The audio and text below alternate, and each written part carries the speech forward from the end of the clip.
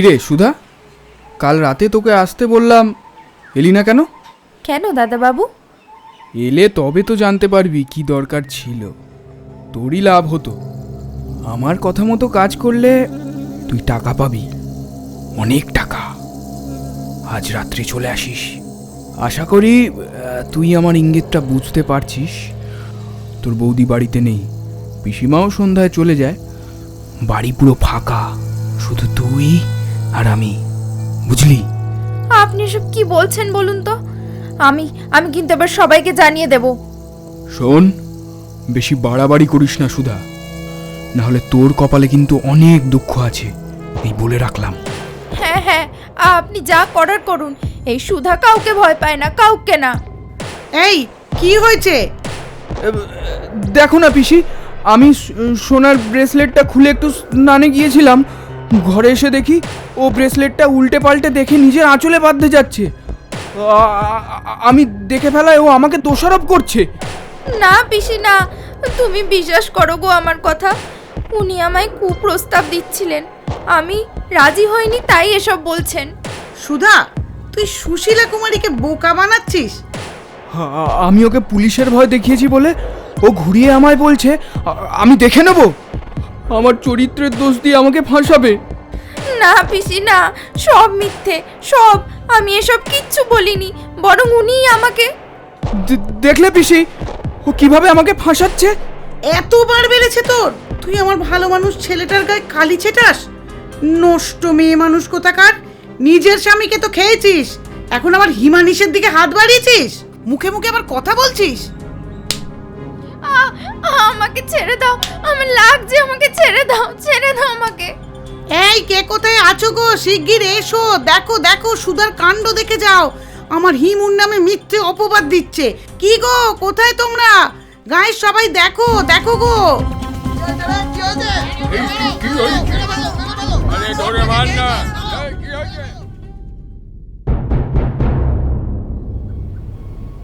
কিরে, কোনো পাত্রী জোগাড় হলো?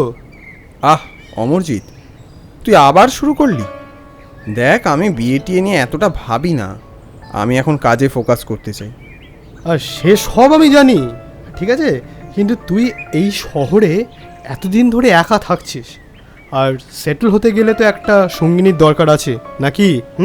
আচ্ছা, এই যে এত ছাত্রছাত্রী তোর কাছে পড়তে আসে, তার মধ্যেও কি কাউকে কখনো পছন্দ হলো না? বাজে বকিস না তো, ওদেরকে যে আমি কখনোই সেই চোখে দেখিনি সে তুই ভালো করেই জানিস।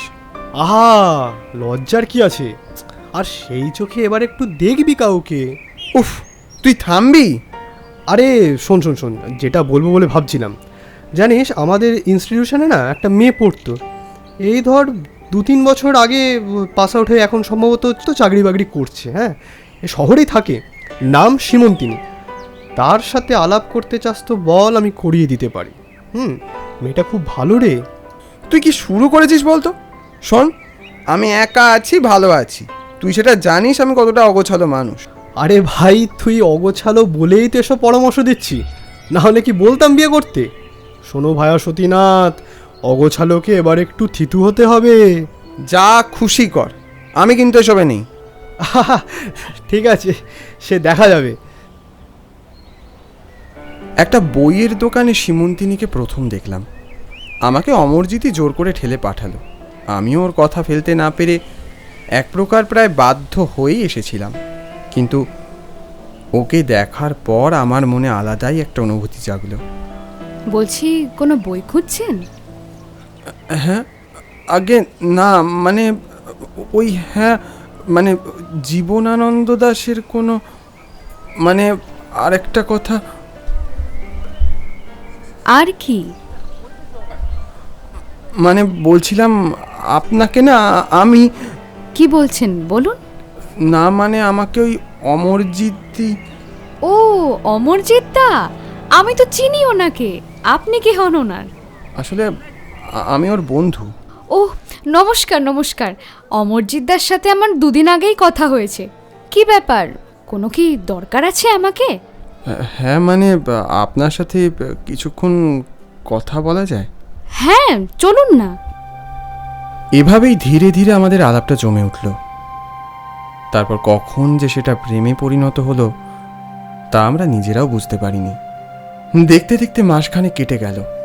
এমনই একদিন সরোবরের ধারে আমি আর সীমন্তিনী বসেছিলাম। সীমন্তিনীর মুখ থমথমে, চোখ দুটো ছলছলে। কি হয়েছে? এত চিন্তিত দেখাচ্ছে তোমাকে? অনেক দিন ধরেই তোমায় বলবো বলবো করেও বলা হয়ে উঠছে না। আমরা বিয়ে করার সিদ্ধান্ত নিয়েছি। এই সম্পর্ক আরও গাঢ় হওয়ার আগে আমি তোমাকে কিছু কথা জানাতে চাই। কি ব্যাপার বলো তো? এবার কিন্তু আমার সত্যি ভয় করছে। আসলে আমার বাবা মা নেই, ছোটবেলাতেই হারিয়েছি আমি তাদের। তারপর থেকে এই কলকাতায় মাসির বাড়িতেই থাকি। বলতে গেলে আমি অনাথ। ও, এই ব্যাপার। দেখো সীমন্তিনী, আমি তোমাকে অন্তর থেকে ভালোবেসেছি, আর সেই ভালোবাসায় কোনো খাত নেই। তুমি কেমন দেখতে, তুমি অনাথ না একান্নবর্তী পরিবারের মেয়ে, তুমি ধনী না গরিব, এসব কোনো কিছুতেই আমার কিচ্ছু যায় আসে না। এতটা সংকীর্ণ চিন্তাভাবনার আমায় মনে করো না, বুঝলে? নাও, এবার একটু হাসো তো। এসে থেকে দেখছি তুমি কেমন মুখটা বাংলার পাঁচের মতো করে রেখেছো। বাড়ি যাবে নাকি? সে তো যাবই, কিন্তু তার আগে দেখো ফুচকার গাড়ি বসেছে। চলো আগে খেয়ে তারপর যাবো না হয়। উঠে দাঁড়িয়ে আমি আর সীমন্তিনী ফুচকার গাড়ির দিকে এগোচ্ছিলাম। হঠাৎ চোখে পড়ল হিমানিশদা একটা জার্সি আর একটা ট্রাক স্যুট পরে জগিং করতে করতে এদিকে এগিয়ে আসছে।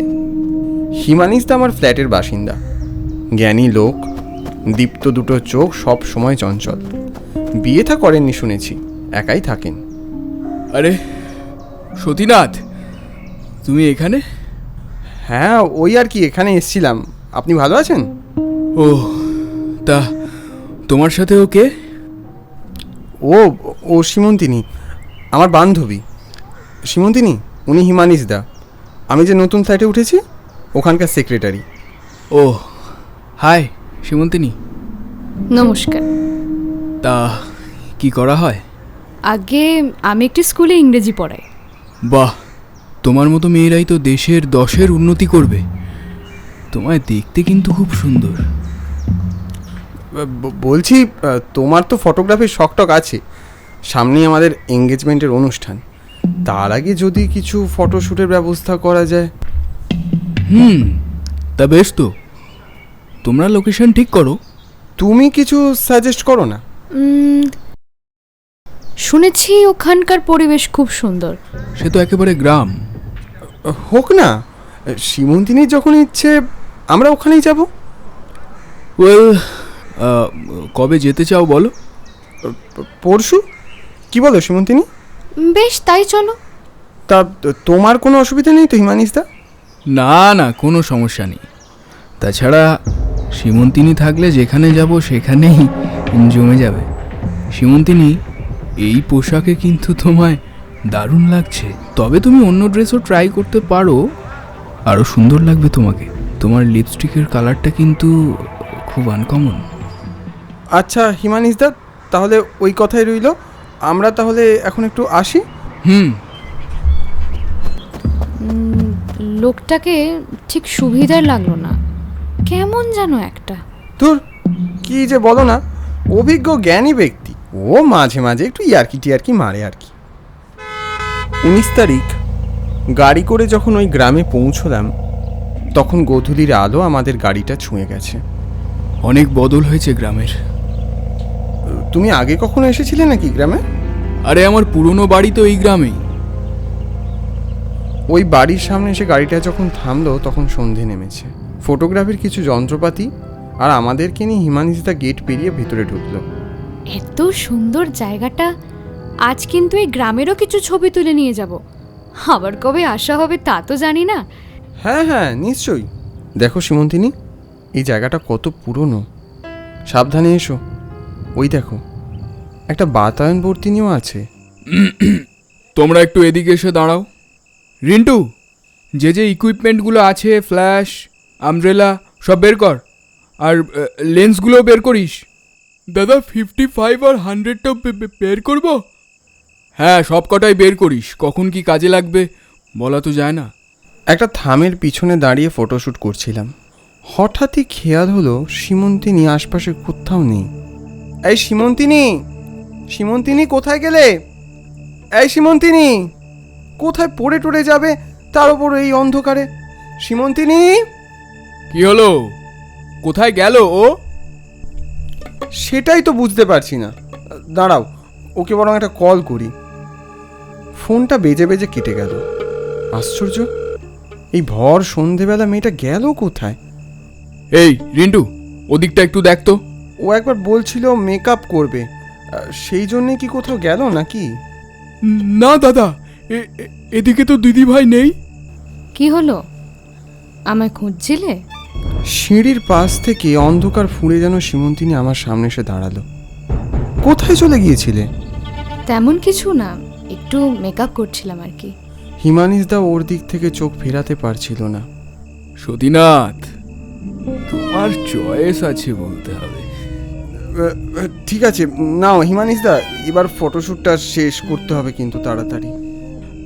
হ্যাঁ হ্যাঁ হ্যাঁ, রিন্টু লেন্সটা দে, আর ওই দিক থেকে আলোটা ধর। দেখো তো এই ছবিটা কেমন এসেছে। অপূর্ব। কে বলবে তুমি যে শখে ফটোগ্রাফি করো? আচ্ছা, তোমরা তাহলে একটু ঘুরে দেখো এখানটা, আমি একটু বাইরে থেকে আসছি। ওই ছোট করে একটু ধূমপান। হ্যাঁ হ্যাঁ, যাও, অসুবিধে নেই। সীমন্তিনী কেমন যেন বিভোর হয়ে দেখছিল চারপাশগুলো। মনে হচ্ছে জন্ম জন্মান্তরের সম্পর্ক আমার এই গ্রামের সাথে।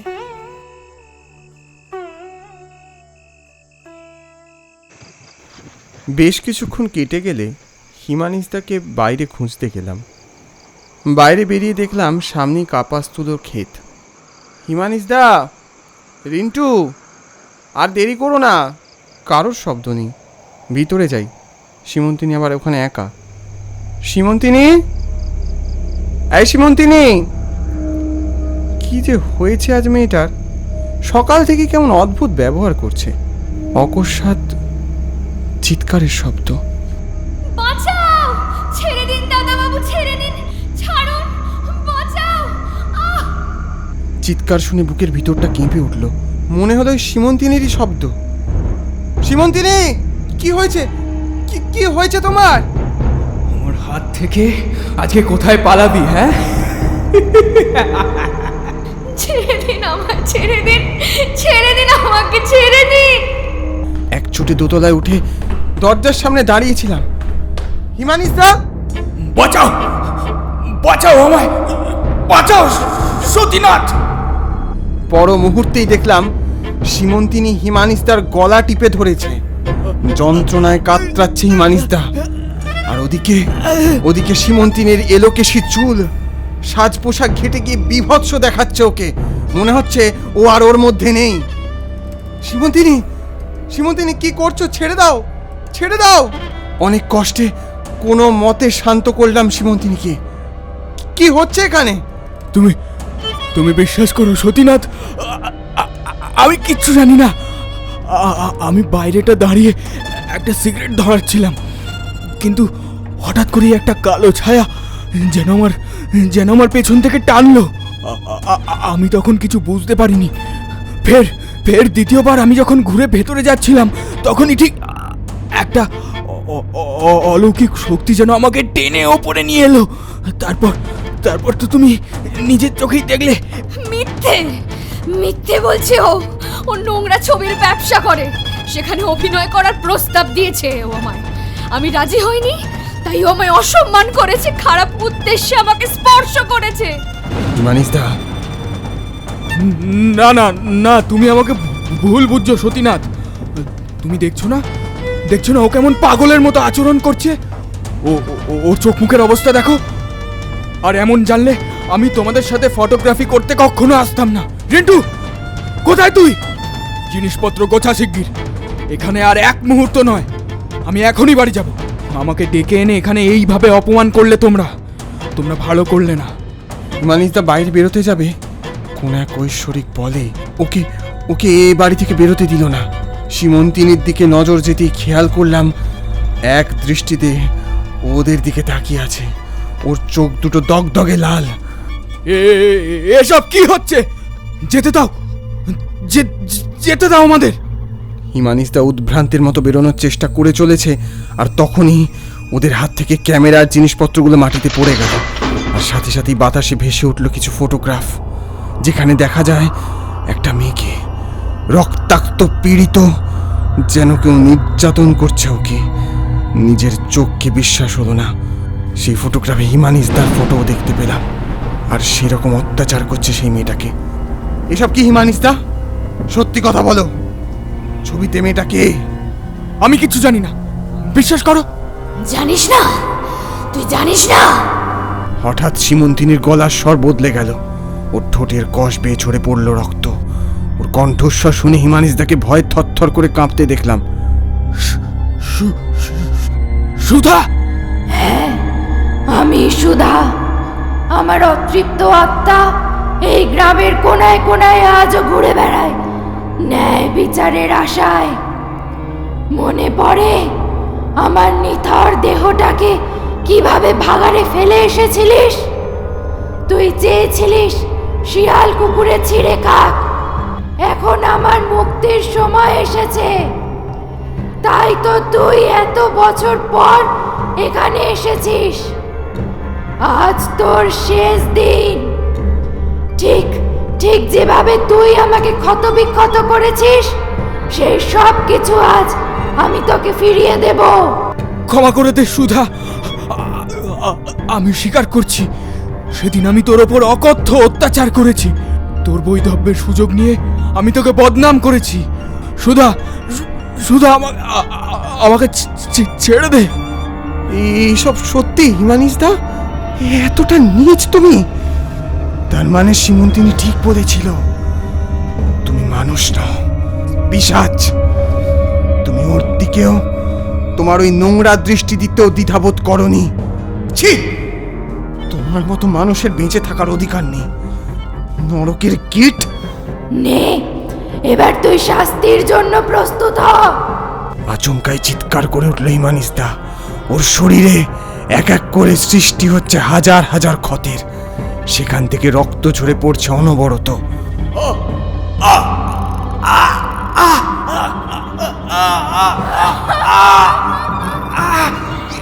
এটা কি হচ্ছে আমার সাথে?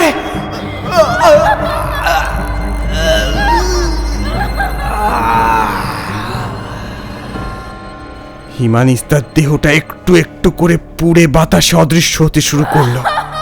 সেই আনন্দে সুধার আত্মা পৈশাচিক হাসি হাসতে শুরু করলো, আর অট্ট হাসিতে রয়েছে শান্তি, রয়েছে তৃপ্তি।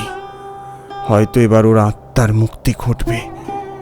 ঘটনার সমাপ্তির পর সীমন্তিনীর ওই শরীর ছেড়ে সুধার আত্মা চলে গেল। পরে খোঁজ নিয়ে জেনেছিলাম সুধা সীমন্তিনীরই এক দিদি, ওই গ্রামেই থাকতো।